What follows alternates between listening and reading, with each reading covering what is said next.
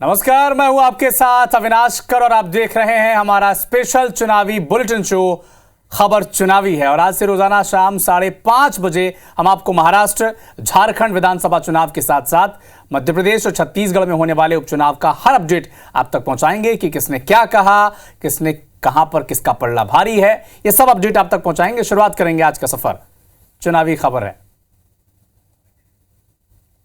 तो मध्य प्रदेश की 2 सीटों पर और छत्तीसगढ़ की 1 सीट पर उपचुनाव होने हैं। बुधनी, विजयपुर और रायपुर दक्षिण में उपचुनाव की जंग है, जिसे जीतने के लिए पार्टी और प्रत्याशी पुरजोर कोशिश में हैं।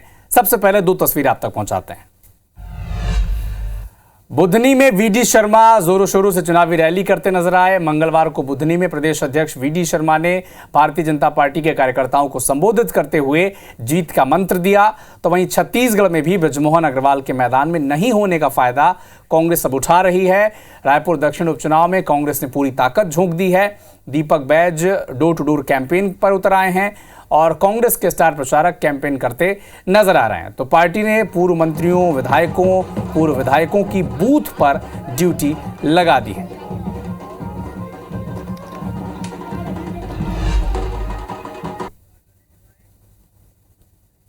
जनता, हमारी मतदाता हमारे लिए भगवान है। उन्होंने तय कर लिया है कि 34 साल तक भारतीय जनता पार्टी को वोट दिया, उस मुताबिक कुछ काम हुए नहीं। जिस प्रत्याशी को भारतीय जनता पार्टी ने टिकट दिया, प्रत्याशी बनाया, 2 बार महापौर सांसद रहते, उन्होंने कुछ क्षेत्र के लिए काम किया, तो कहीं ना कहीं जनता के मन में ये सवाल है। इसीलिए तो भारतीय जनता पार्टी इतनी डरी हुई है। जो उपचुनाव हैं विजयपुर और बुधनी के अंदर, तो आज मैं दिन भर बुधनी के उपचुनाव में भारतीय जनता पार्टी के अपने कार्यकर्ताओं के साथ चुनावी दौरा, जिसमें प्रत्येक बूथ मजबूती के साथ मैदान में उतरा है। ज़्यादा से ज़्यादा बहुमत के साथ हम कैसे चुनाव जीतें, आज इस निमित्त चुनावी दौरे पर हूं और हम इस बार बुधनी में भी और विजयपुर में भी विजय का इतिहास बनाएंगे। बुधनी, विजयपुर और रायपुर दक्षिण में 13 नवंबर को वोटिंग होगी। इसके नतीजे 23 नवंबर को आएंगे और इसके लिए पूरा जोर अब दोनों ही दल लगा रहे हैं। वैसे उपचुनाव की लड़ाई केवल जमीन पर नहीं लड़ी जा रही, बल्कि वर्चुअल वर्ल्ड पर भी सियासी दलों ने अब पूरी ताकत झोंक दी है। अगर बात करें रायपुर दक्षिण की, तो भारतीय जनता पार्टी ने सोशल मीडिया पर पोस्ट कर वोटर्स को लिखा है कि आपका एक वोट सरकार की योजनाओं को चलाने में सहायक है। भारतीय जनता पार्टी के पोस्ट पर अब बयानबाजी भी शुरू हो चुकी है। पीसीसी चीफ दीपक बैज ने कहा कि रायपुर दक्षिण में भारतीय जनता पार्टी चुनाव पूरी तरह से हारने वाली है और इसका डर उनके पोस्ट पर, बयानों में साफ नजर आ रहा है। मतदाताओं को बीजेपी सोशल मीडिया में डरा रही है। कांग्रेस बीजेपी के पोस्ट का चुनाव आयोग में शिकायत करेगी। बीजेपी के पोस्ट और कांग्रेस के आरोपों पर मंत्री जी का बयान भी आ गया। श्याम बिहारी जायसवाल ने कहा कि हम एक वोट की कीमत मतदाताओं को बता रहे हैं। पिछली कांग्रेस सरकार केंद्र की योजनाओं को उसने रोका था और कांग्रेस विधायक योजनाओं को ठप करने की कोशिश में लगे रहते थे। कांग्रेस सरकार पीएम आवास योजना, नल जल और आयुष्मान योजना रोककर वोटर्स का हक रोकने का काम कर रही थी। कि भारतीय जनता पार्टी दक्षिण उपचुनाव से पूरी तरह से डरी हुई है और मतदाताओं को सोशल मीडिया के माध्यम से ये डराने का काम कर रही है। इसका शिकायत निश्चित रूप से चुनाव आयोग में पार्टी करेगी। तो आपने देखा होगा कि हमारी जो केंद्र की योजनाएं थी पिछले 5 सालों में, चाहे वो प्रधानमंत्री आवास योजना हो, चाहे आयुष्मान योजना हो, चाहे नल जल योजना हो, ये सारे योजनाओं को पिछले भूपेश सरकार ने उनका दम घोंट दिया। तो एक वोट इनके हमारी योजना को सपोर्ट कर सकता है। और जब जब एक कांग्रेस की विधायक और कांग्रेस के सरकार बनते हैं, तब तक लोक महत्व की सारी योजनाओं को ये लोग समाप्त करने का या ठप करने का काम करते हैं। तो चूंकि रायपुर दक्षिण में बृजमोहन अग्रवाल का चेहरा नहीं है, इसलिए कांग्रेस को इस सीट पर संभावनाएं दिख रही हैं। इसीलिए अब कांग्रेस पार्टी ने पूरा जोर भी लगा दिया है। कांग्रेस विधायकों ने अब मोर्चा संभाल लिया है।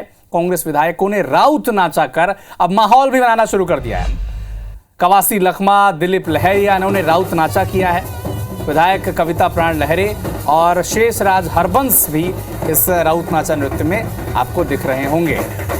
तो अब वोटर्स को लुभाने के लिए, अपने पाले में करने के लिए हर संभव प्रयास सियासी दलों के द्वारा किया जा रहा है, क्योंकि कांग्रेस को रायपुर दक्षिण में संभावनाएं दिख रही है, इसलिए इस तरह की कोशिश भी की जा रही है।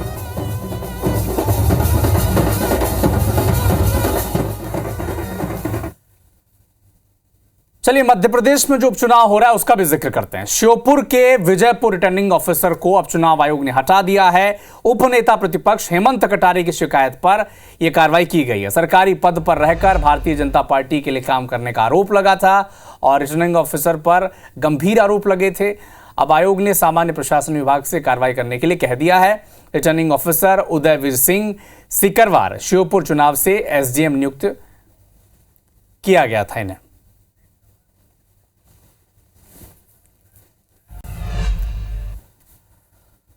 तो उपचुनाव से पहले मध्य प्रदेश की मोहन सरकार ने महिलाओं के हित में एक बड़ा फैसला लिया है। सरकार ने सरकारी नौकरी में महिलाओं का आरक्षण 33% से बढ़ाकर 35% कर दिया है।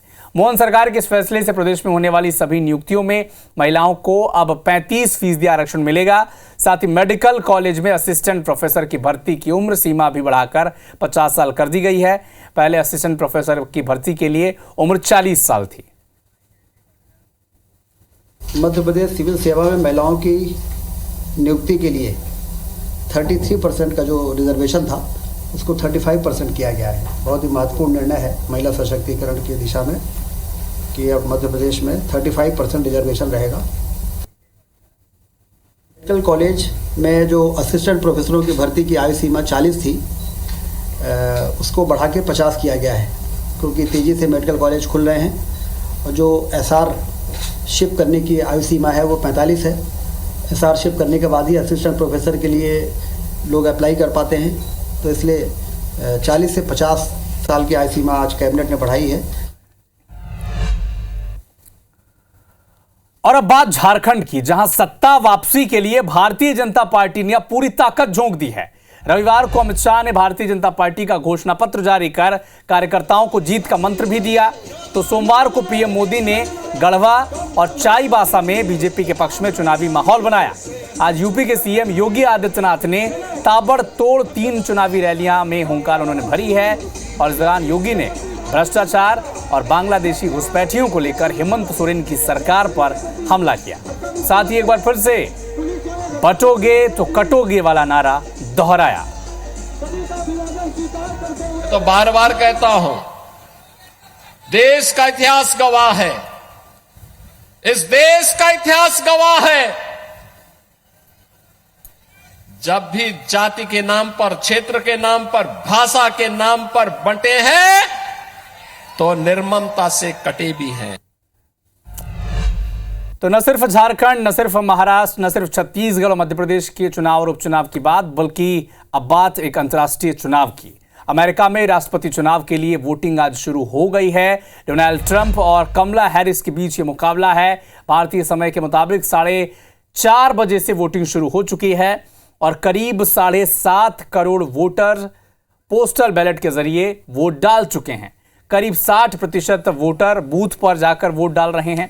अमेरिकी राष्ट्रपति चुनाव को लेकर पहला नतीजा सामने आ रहा है और ट्रंप और हैरिस को बराबर वोट मिले हैं। कांटे की टक्कर वहां चल रही है और जो भी पोल्स आए हैं, जितने भी इंटरनेशनल एजेंसीज हैं, उनमें ये कहा गया है कि मुकाबला बेहद कड़ा है।